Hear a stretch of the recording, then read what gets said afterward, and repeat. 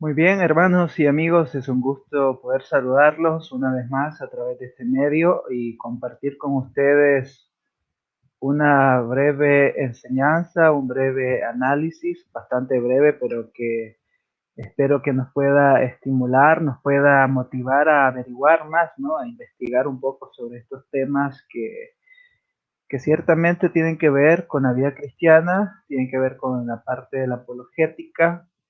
eh, y pues nos ayudan, nos invitan a reflexionar principalmente en las escrituras y por otra parte a considerar los aspectos históricos del desarrollo doctrinal o del el desarrollo del dogma dentro del cristianismo. Así que en esta tarde, noche, en estos 20 minutos espero no pasarme de eso. Quiero hablar brevemente sobre esta pregunta, ¿María siempre virgen? Yo sé que muchos hemos oído este aspecto que forma parte de la enseñanza doctrinal de la Iglesia Católica Romana y creo que muchas veces no nos detenemos a pensar realmente qué es lo que ellos están afirmando, por un lado, y por el otro, usualmente nosotros, digo nosotros porque somos evangélicos protestantes, tendemos a catalogarlos de una manera tajante y no nos detenemos a examinar, ¿no? Porque lo que habría que ofrecer son opciones, o más bien dicho, ir al texto, ¿no? Y ver qué es lo que el texto nos dice, y no únicamente, perdón, señalarlos de una manera dura, ¿no? Que yo he visto casos donde se utilizan palabras muy hirientes que no ayudan en nada y que simplemente dañan, ¿no? Y no aportan en nada a la investigación bíblica o a la exploración bíblica sobre estos temas. Así que mi intención es que mediante este video poder acercarnos desde ya, desde este momento les estoy diciendo de que no todo lo que aquí se exponga se va a tratar ampliamente por cuestiones de tiempo. No obstante, cada uno será responsable y considerará si es necesario que investigar por propia cuenta. Así que esto va a ser breve, pero estoy muy seguro que va a estimular a muchos o a algunos a averiguar, no, a investigar, a indagar. Así que les invito a que nos acompañen en esta breve transmisión, esperando que sea de provecho. Bien, saludos a los que están en línea, gracias por estar ahí. Espero esté funcionando el audio, solo garantizo eso y comienzo. Sí, creo que ahí estamos, muy bien. Entonces comencemos ya con el tema para aprovechar el tiempo. Bien, María siempre virgen. Es una pregunta razonable, una pregunta que no debemos responderla conforme a nuestro credo en sí, sino conforme a lo que la Escritura nos enseña. Si bien es cierto, muchos tenemos una respuesta al respecto, ¿no? De lo que creemos acerca de esta mujer que ciertamente fue un instrumento en las manos del Señor, como todo siervo de Dios, tanto en el Antiguo Testamento como en el Nuevo. María no pasa desapercibida, ¿no? María, al igual que otras mujeres en las Escrituras, tiene su lugar o por gracia de Dios tiene su momento dentro de la narrativa redentiva del Señor. Y esto nos invita a nosotros a considerar, ¿no? ¿Qué hay sobre esta mujer? Si bien es cierto, en este momento no vamos a entrar en criterios biográficos sobre María, porque si no se nos va el tiempo. No obstante, los evangelios nos dan un retrato bastante somero y bastante descriptivo en algunas partes sobre María. Y esto es interesante puesto que nos permite acercarnos a la mujer, a, a esta mujer que quizás muchos hemos visto de lejos, pero los evangelios nos hablan acerca de María, nos hablan acerca de esta mujer que sirvió a Dios pues como instrumento, y no solo como un instrumento inerte, ¿no? Sino como un instrumento que se rindió totalmente a la voluntad del Señor y que fungió bajo los propósitos del Señor. Bien, entonces la pregunta es, ¿María siempre virgen? Bueno, tenemos algunas respuestas al respecto de este cuestionamiento. Y lo primero que vamos a hacer es revisar lo que los documentos eclesiásticos de la Iglesia Católica Romana nos dicen a nosotros, a los lectores, ¿no? Lo primero que esto nos dice, el Catecismo de la Iglesia Católica Romana, es en su parte donde desarrolla la naturaleza de Cristo, porque el catolicismo romano introduce el aspecto de María o el tema mariano o la mariología, está vinculado obviamente con la cristología. Entonces se vinculan, ¿no? Dentro del, dentro de la cosmovisión, no, dentro de la postura católica romana. Entonces lo que ellos nos dicen es lo siguiente, que para ser la madre del Salvador, María fue dotada por Dios con dones a la medida de una misión tan importante. El ángel Gabriel, en el momento de la anunciación, la saluda como llena de gracia. Desde acá, desde este texto o de esta expresión angélica, se presume de que María no es una mujer común, sino que es una mujer que en ella hay un exceso de virtud, un exceso de méritos. Y no solo esto, sino que ella posee, como veremos más adelante, una naturaleza diferente a la de cualquier otro ser humano. No estoy inventando estas palabras yo, sino que expresamente, o más bien dicho implícitamente, el catecismo de la Iglesia Católica Romana nos da esta idea. Entonces, nos dice que es llena de gracia, perdón, en efecto, para poder dar el asentimiento libre de su fe al anuncio de su vocación, era preciso que ella estuviese totalmente conducida por la gracia de Dios. Bien, entonces tenemos esta expresión, ¿no? Luego, en su artículo 491 dice, a lo largo de los siglos, la Iglesia ha tomado conciencia de que María, llena de gracia por Dios, había sido redimida desde su concepción. Note usted aquí algo muy sorprendente, ¿no? De que María había sido redimida desde su concepción. O sea que esta mujer judía, cuando viene sin pecado, o sea, es que aquí es donde entra un criterio bastante extraño, ¿no? Un criterio bastante subjetivo. ¿Sí? ¿Cómo fue que María fue redimida desde su concepción? Tendría que suponer que el antecesor de María, en este caso su madre, también tenía que llevar esta línea, ¿no? de redención total, única y diferente, valga la redundancia de esos dos términos, pero tendría que ser una línea familiar donde esto era normal. Entonces aquí hay un aspecto bastante extraño, pero más adelante lo vamos a considerar con más detalle. Entonces, el catecismo dice, es lo que confiesa el dogma de la Inmaculada Concepción, o sea que María nace sin pecado, nace santa, eh, como mujer, como ser humano. Proclamado en 1854 por el Papa Pío IX. Este Papa dijo lo siguiente dentro de este dogma, que la bienaventurada Virgen María fue preservada, oiga bien, fue preservada inmune de toda la mancha de pecado original en el primer instante de su concepción por singular gracia y privilegio de Dios omnipotente, en atención a los méritos de Jesucristo, Salvador del género humano. Esto se encuentra en la bula Ineffabilis Deus de Pío IX.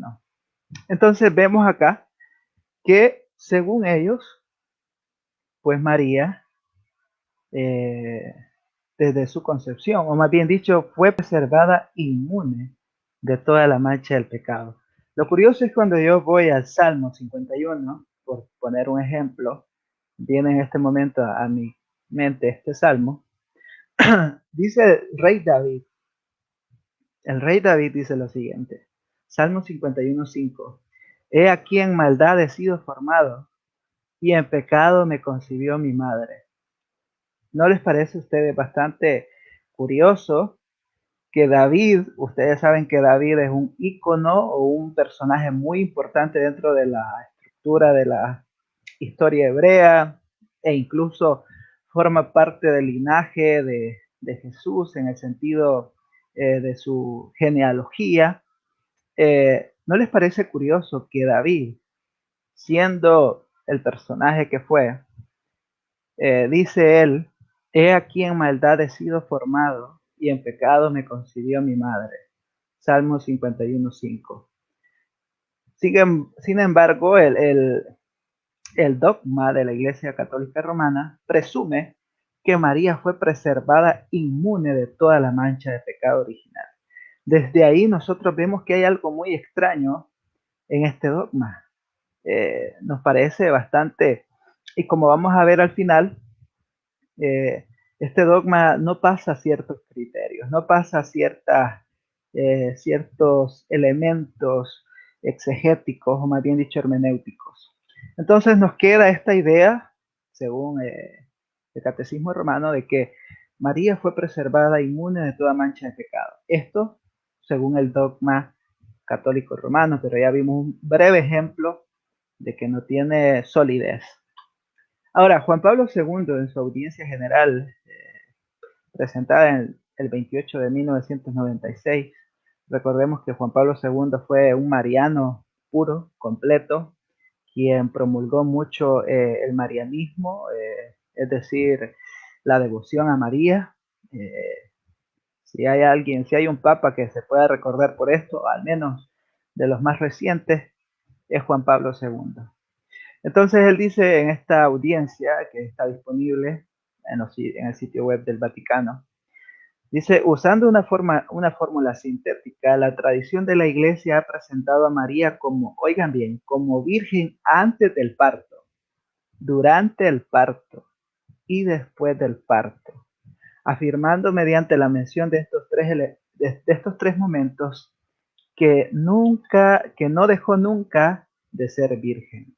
Entonces, como dogma de la virginidad perpetua, María, según el catolicismo romano, fue virgen antes del parto, durante el parto y después del parto.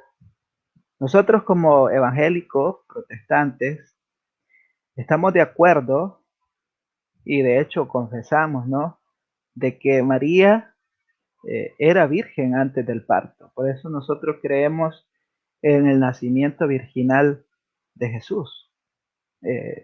Habría que hacer otro video, ¿no?, otra transmisión para hablar de esto, pero desde ese momento, o más bien dicho, desde que Jesús nace, nosotros, los evangélicos, no afirmamos que María siga siendo virgen, a diferencia del catolicismo romano, que afirma que antes, durante y después María sostuvo o fue siempre virgen.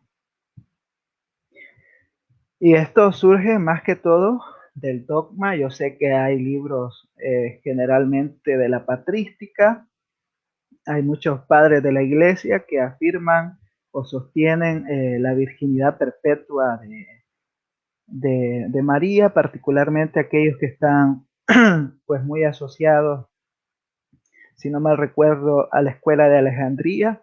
Ellos hablan mucho de esto de la virginidad perpetua de María. Y también habría que analizar, ¿no?, todo esto, cómo se desarrolla el dogma dentro de la época patrística, porque es ahí donde empieza a tomar un poco de fuerza o más forma este asunto. Pero bien, nos queda claro en el contexto contemporáneo, por decirlo así, cómo es presentado este dogma dentro del catolicismo romano. Bien, Pero ahora vamos a lo que pretendo hacer esta noche o esta tarde, es que nos enseñan las escrituras. Es decir, enseñan las escrituras de que María siempre fue virgen o que siempre lo ha sido.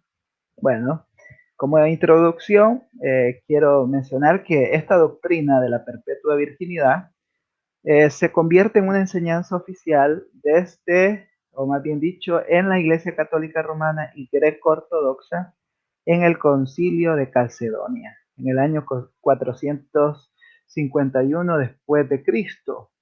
La Iglesia Ortodoxa, que nosotros tenemos pues pocos referentes en Latinoamérica por obvias razones, también afirma, ¿no?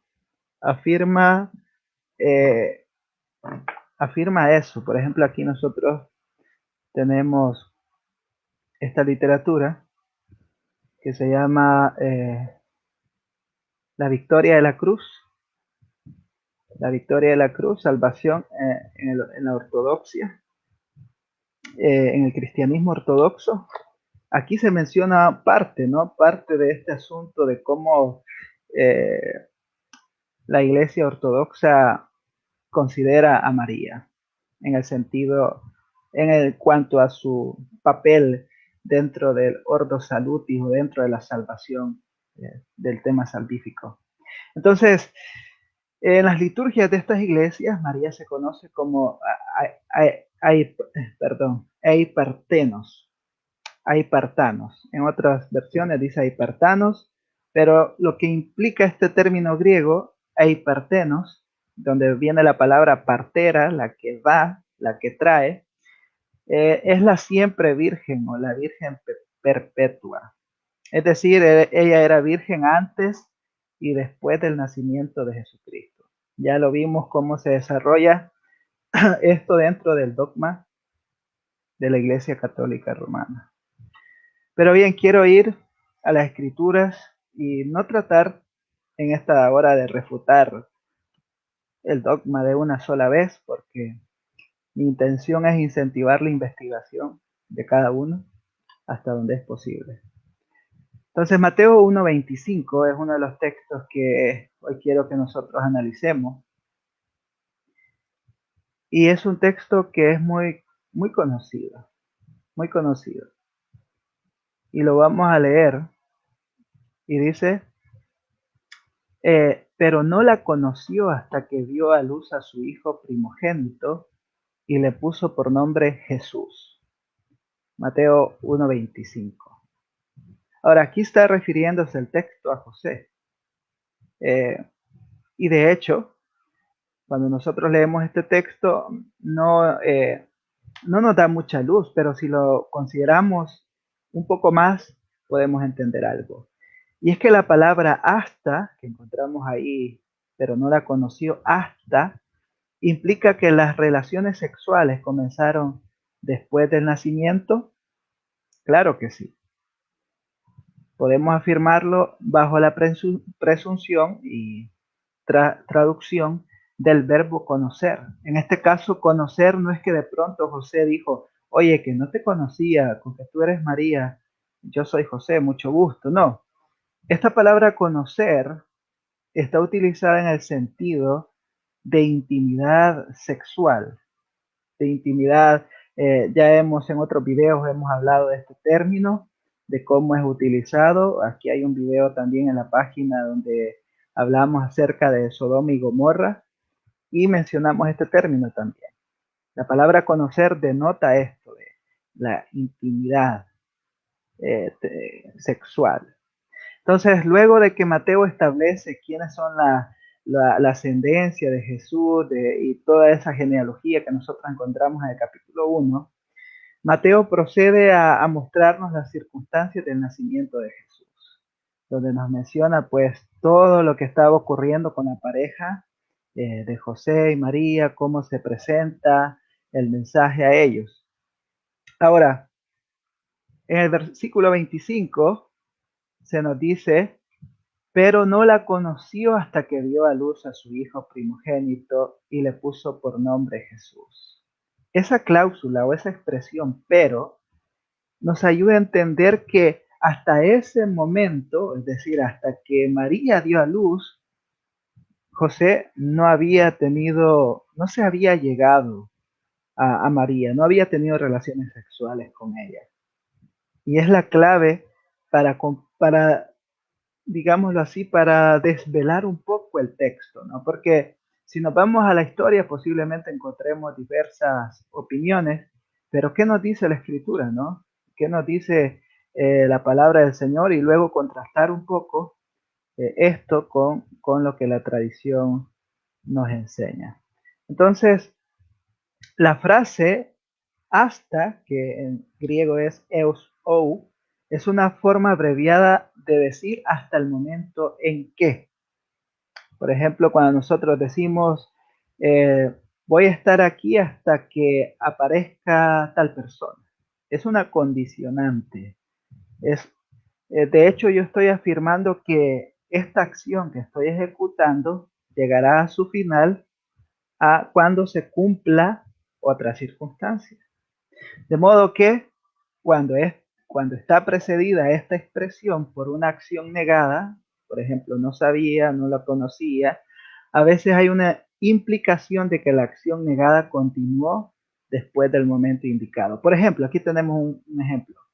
Cuando leemos en Génesis 28:15, en la Septuaginta, ciertamente no te dejaré hasta que haya hecho todo lo que te he prometido. Podemos suponer que Dios no abandonó a Jacob después del cumplimiento de sus promesas. Dios siguió siempre con Jacob, pero había una promesa que el Señor cumpliría con él. Entonces, este uso de la palabra pareciera bastante obvio, pero nos da un poco de luz, nos da un poco de claridad para entender, ¿no?, el texto que estamos viendo. Entonces, esa expresión conocer, ya dijimos, es una palabra que se relaciona, es un eufemismo para las relaciones sexuales. Y la palabra hasta nos da pues aún más claridad en el texto.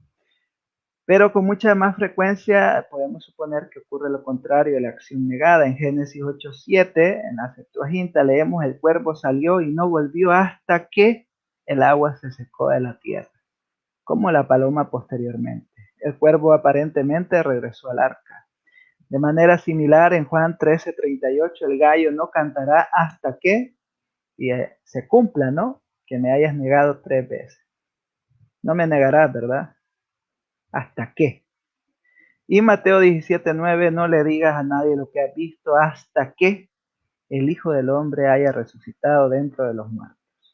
En tales casos, o sea, todo esto que hemos mencionado, hay una condición a cumplir.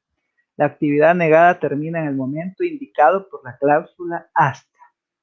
Es decir, sucede esto, pasamos al cumplimiento de lo que corresponde.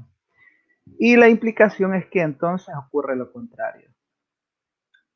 Y aquí tenemos una pequeña aplicación.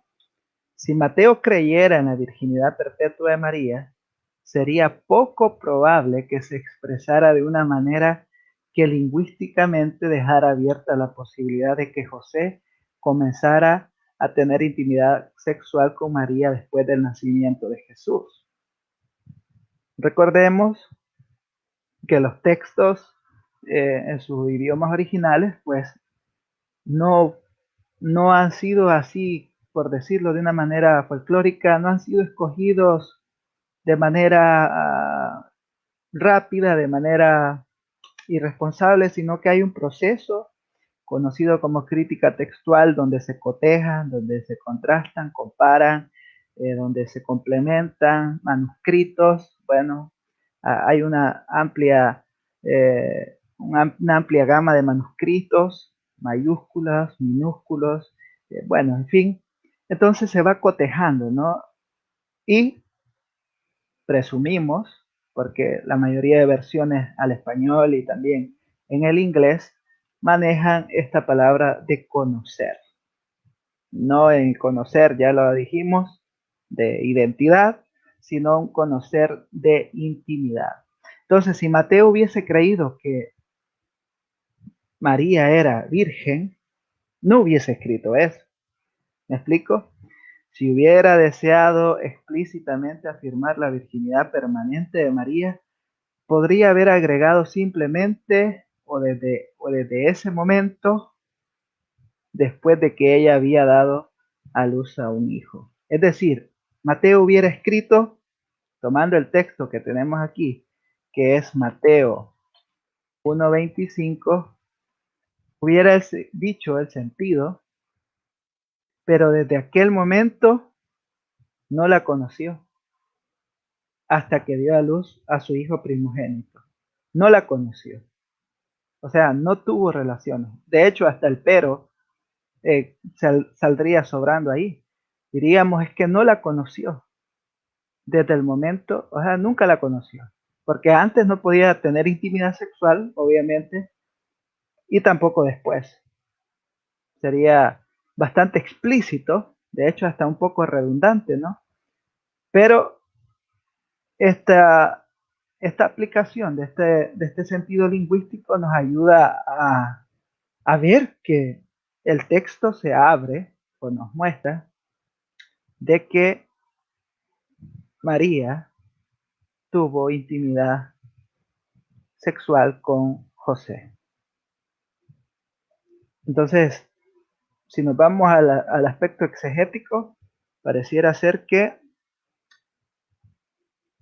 pues este dogma no sale muy bien, no sale muy bien parado, no sale firme.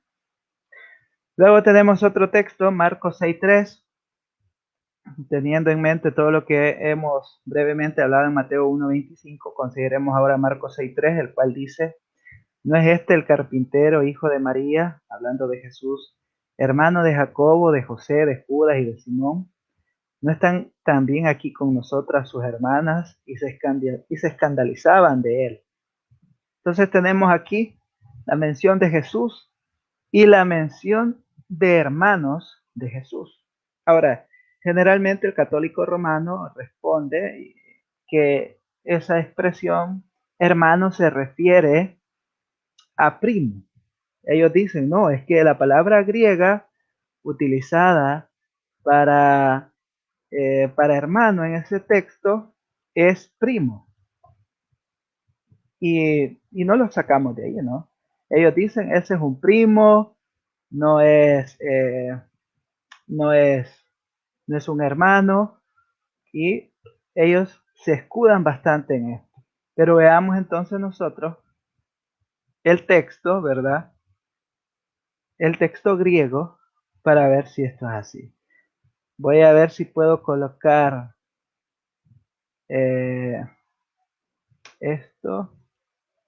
Permítanme, quiero ver si logro colocarle en pantalla eh, parte del texto griego para que veamos que no soy yo el que estoy inventando. Y también tal vez llega aquí un amigo que es católico romano y dice, no, es que el texto utilizado es para, para primo. Pero veamos el texto griego que nos dice. Estoy buscando aquí la manera de poder presentarles en pantalla esto. Aquí estamos. Voy a ponerlo. Quiero ver si logro ponerlo. Permítanme que esto no lo ensayé. Permítanme. Ahorita llega. Ahí está, ¿no? Muy bien. Ahí está. Es una versión, la English Standard Version, pero la palabra es la que nos interesa. Dice, hijo de María y hermano y aquí lo tenemos, ¿no? De Santiago. Y nosotros aquí tenemos la palabra Adelfo. Esta es la palabra que está utilizando el escritor. Adelfo. Una palabra que significa hermano. Y ya vamos a ver en más detalles. Es hermano. No es primo. No es conocido. ¿Qué otro parentesco? No es así. Es Adelfo. Hermano. claramente hermano. Ahí ustedes pueden ver Adelfos. Entonces el texto nos muestra esto. No es primo, no es familiar lejano, sino que es un hermano. Volvamos entonces a la presentación, ya que vimos el texto griego, perdón, aquí. Entonces, ¿qué nos enseñan las escrituras en este texto? Durante la historia de la iglesia han habido tres interpretaciones principales sobre las referencias en el Nuevo Testamento a los hermanos de Jesús. No las voy a tratar todas aquí porque entonces se nos va la noche, pero son estas tres y ustedes pueden investigar más al respecto. Estas son las tres interpretaciones sobre los hermanos de Jesús. La primera es la llamada el punto de vista Epifanio, en honor a Epifanio, un obispo de Salamina, y este obispo propuso que los hermanos de Jesús eran hijos de José de un matrimonio anterior, siendo María su segunda esposa, lo que vendrían a ser hermanastros de Jesús. No tenían un padre biológico común, pero se convirtieron en los parientes de Jesús a través del segundo matrimonio de José. Ese es una de las puntos de vista sobre los hermanos de Jesús. El segundo, y el que es el más común que se afirma por la mayoría de católicos romanos, es que eran primos. Y este punto de vista se le conoce como Jeroniamo, en honor a Jerónimo, ustedes saben, el traductor bíblico, el que traduce pues la Biblia al latín, la versión, la Vulgata. Entonces él presume de que eran primos. Y tenemos la tercera opción o la tercera interpretación, que eran medios hermanos de Jesús. Tenían un padre biológico en común, es decir, María, y Jesús era el hijo mayor de la familia. A esto se le llama la visión elvídica, en honor a Elvidio, un contemporáneo de Jerónimo en el siglo IV. Entonces tenemos estas posturas sobre la identidad de los hermanos de Jesús. Pero yendo al texto, cuando vamos al texto, nos damos cuenta de que si los hermanos de Jesús hubiesen sido simplemente parientes varones, había una palabra griega para transmitir eso, que es síngenes, que significa pariente, un allegado, alguien que pertenece a la familia, como esos que llamamos primos segundos, ¿no? Ah, es un primo lejano. Si los hermanos eran simplemente primos en primer orden, pues se disponía de una palabra especial, la cual es anepsios, primo, usada en Colosenses 4:10. Entonces, quizás el argumento más fuerte para creer que los hermanos de Jesús eran de hecho sus hermanos de sangre es que esta es la forma más natural de entender el término hermano. Es decir, si vamos al griego, al texto griego es adelphos. Y hay referencias de cómo este término es usado en otros textos. Por ejemplo, en Hechos 1:14, incluso cuando las referencias a la maternidad literal o la hermandad están ausentes en contexto inmediato, la suposición inicial debe ser que hermano se refiere a una relación física, como cuando el texto habla propiamente de hermanos. En pocas palabras, el uso de ese término, adelphos, nos indica de que en verdad eran hermanos, de que en verdad eran familia, vinculados obviamente por María. Estos jóvenes, estos hijos, habían nacido de María y se convertían en hermanos de Jesús.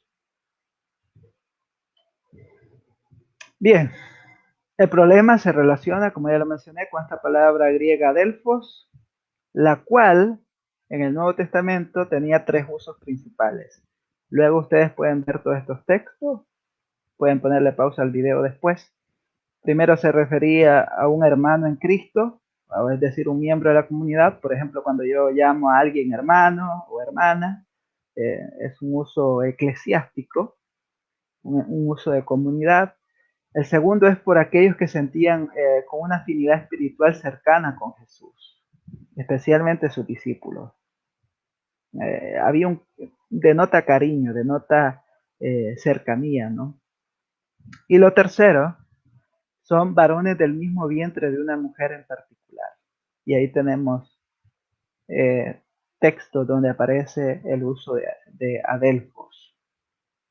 Y claramente el contexto nos ayuda a definir la aplicación o la connotación del término.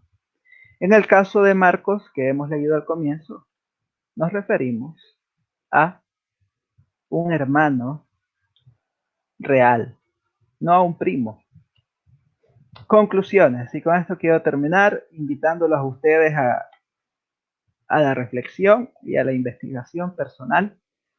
Tal parece que la perpetuidad virginal de María se debe a la tradición, obviamente. Esto se debe a la tradición, se debe a necesidades del momento que estaban ocurriendo. Recordemos que en los primeros, o más bien dicho, en los primeros 400, 300 años del cristianismo, los debates, las polémicas iban orientadas a la cristología.